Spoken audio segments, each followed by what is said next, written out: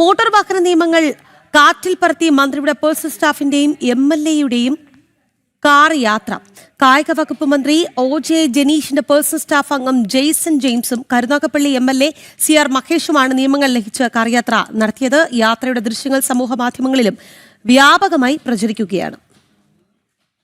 Motor വാഹന വകുപ്പിന്റെ നിയമപ്രകാരം കാർ ഓടിക്കുമ്പോൾ ഡ്രൈവറും യാത്രക്കാരനും ഉറപ്പായും സീറ്റ് ബെൽറ്റ് ധരിച്ചിരിക്കണം. എന്നാൽ ആ നിയമം കാറ്റിൽ പറത്തിയാണ് മന്ത്രിയുടെ പേഴ്സണൽ സ്റ്റാഫിന്റെയും MLAയുടെയും കാർ യാത്ര.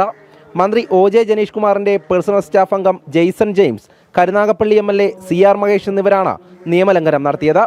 സീറ്റ് ബെൽറ്റ് ഇടാത്തത് മാത്രമല്ല, ഈ ദൃശ്യങ്ങൾ വാഹനം ഓടിക്കുന്നതിനിടെ ജെയ്സൺ മൊബൈലിൽ പകർത്തുന്നുമുണ്ട്. റീലാക്കി സമൂഹ മാധ്യമങ്ങളിലും ഈ ദൃശ്യങ്ങൾ പങ്കുവച്ചു. കാറിന്റെ പുറകിൽ ചാണ്ടി ഉമ്മൻ അടക്കമുള്ള നേതാക്കളുമുണ്ട്. നിയമങ്ങൾ കൃത്യമായി പാലിക്കേണ്ടവരും ജനങ്ങൾക്ക് മാതൃകയാകേണ്ടവരുമാണ് ജനപ്രതിനിധികൾ.